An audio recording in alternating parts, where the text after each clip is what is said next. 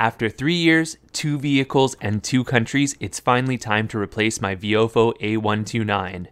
The Viofo A129 is a dual 1080p dashcam which at the time of release represented the middle ground of performance versus price.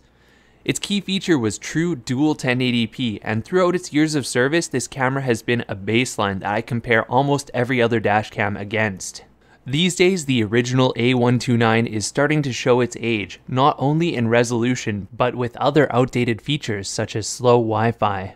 Viofo has already released an updated version of the A129, the Pro, and the Plus, with 2K and 4K recording respectively, but I wanted something with a higher rear resolution that could represent a good baseline to compare all other dashcams against. So today we're looking at the Viofo A229 and comparing it against the original A129. Let's find out together if it represents a good step up and is worth buying versus the other A129 series cameras.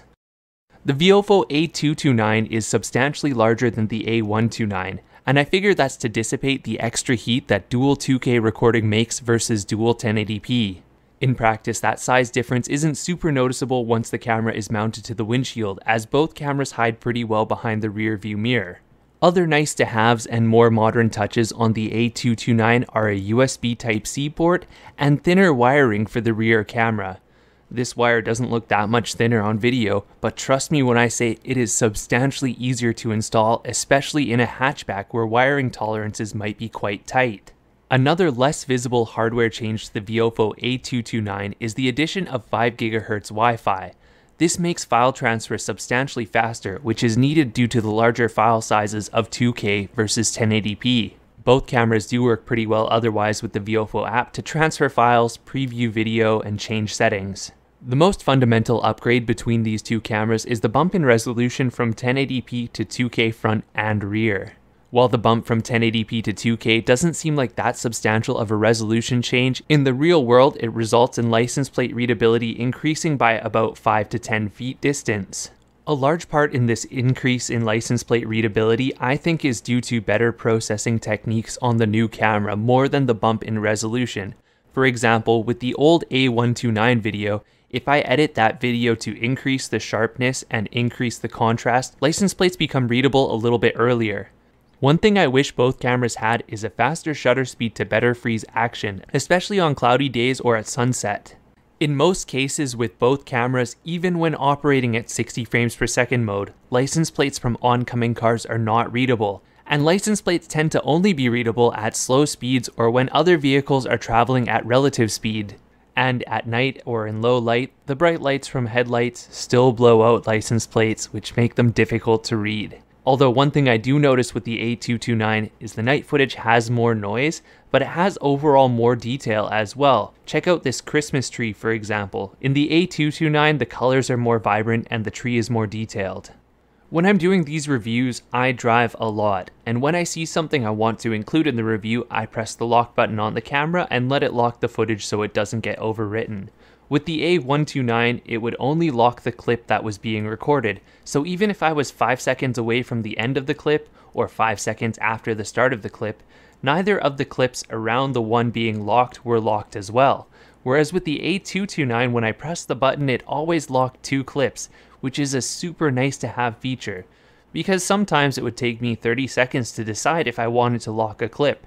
Then on the A129, I'd be missing an important part of the video, whereas with the A229, it would always have that extra clip. Well, it's that place where I do audio samples again, so today let's compare the Viofo A129 and the Viofo A229. The updated version with dual 2K recording versus the old version which has just dual 1080p. This is a sample from the Viofo A129, which is the older version of the dashcam, like I said, dual 1080p. And now we're moving to the Viofo A229, the newer version of the dashcam, which has, well, higher resolution video for the most part. As we're on the downslope here coming into Richmond, you can see it's a bit of a gray day, kind of cloudy. A lot of traffic though, given the fact that it's 11 a.m. Usually it's not this bad. Switching back to the A129, we just hear my voice. Anyways, we're going to have to get into the middle lane here because this lane ends. So, yeah, there we go. Audio samples. It's hard to say which camera represents the better value for the average user because the A229 is 50% more expensive than the A129, when in reality for most average users a 1080p dual dashcam will suffice. It's true that the original A129 is based off of older technology, older image sensors, older processors, but this older technology has been proven with time that it does last. And longevity is one of the most important things to consider when buying a dashcam. The Viofo A229 doesn't change the formula from the A129. It still uses Sony Starvis sensors and it still uses a Novatech processor. It's just the newer version of both of those things, in a design and form factor that's proven to work. The only real reason to go for the A129 then is for budgetary concerns.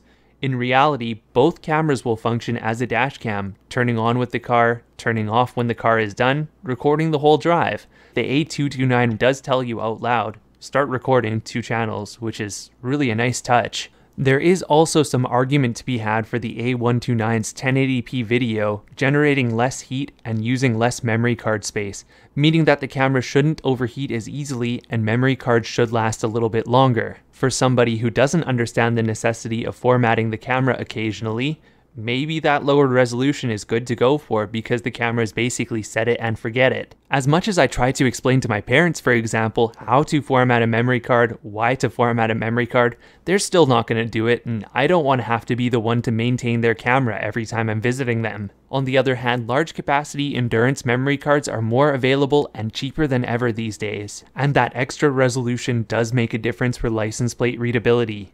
I think stepping up to the A229 is worth it if you can afford the higher end camera, and if not, the A129 will serve you perfectly well. For me, the A229 represents a new baseline. 2K is a good middle ground resolution for testing other dashcams against, cause 4K file sizes are huge for daily driver, and 1080p, well, it's outdated. If my main camera that stays installed in my car full time is 2K plus 2K, and I get another camera that claims to be 4K but looks worse than the main camera, it makes it easy to determine value.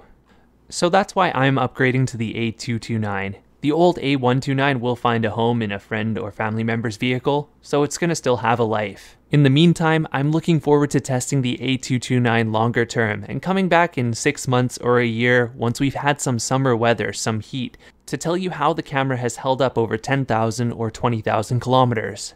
And well, that's it for now. I hope this video was informative, the sample footage was useful, and if you do need any help with other dashcam questions, feel free to leave them in the comments and I'll try my best. Thanks for watching.